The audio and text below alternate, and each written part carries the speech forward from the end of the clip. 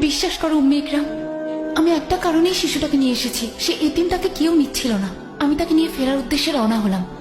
তাকে আমার বুকে ধরে রেখেছিলাম। হঠাৎ দেখি সে আমার দুধ পান করছে, তার পূর্ণ পরিতৃপ্তি নিয়ে। তারপর আমার বাচ্চা পান করলো, যতক্ষণ না সে পরিতৃপ্ত হলো।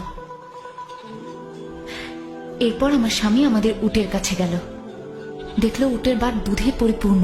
সেই দুধ আমরা পরিতৃপ্তি করে খেয়ে সবাই ঘুমোতে যাই। আমার বিশ্বাস তুমি বরকতময় একটা শিশু আমার ঘরে এনেছো হালিমা। তোমার কি মনে আছে হারিস, আমরা যখন মোহাম্মদকে নিয়ে ফিরছিলাম, আমি আমার দুর্বল বৃদ্ধ উট চালিয়ে আসছিলাম, তখন উটের গতি যেন আগের চাইতে অনেক গুণ বেড়ে গেল। কিন্তু যখন মক্কার উদ্দেশ্যে যাচ্ছিলাম, তখন এই উটটাই চলতেই পারছিল না। আমার বান্ধবীরা জিজ্ঞাসা করলো, এটা কি সেই উট? আমি বললাম হ্যাঁ। তারা বলল আশ্চর্যজনক।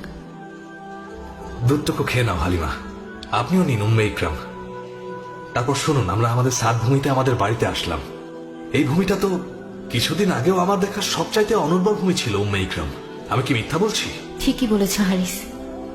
তোমার কি মনে নেই আমাদের অবস্থা? হ্যাঁ, মনে আছে। আমরা যখন আব্দুল্লাহর পুত্র মোহাম্মদকে নিয়ে এখানে ফিরে এলাম, আমাদের সবকিছু কিভাবে যেন পাল্টে যেতে শুরু করলো। আমার গবাদি পশুগুলোকে ছেলেদের সাথে মাঠে ঘাস খেতে পাঠাই, ফিরে আসে দুধে পরিপূর্ণ হয়ে।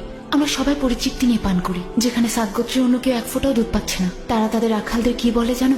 তোমরা যাও,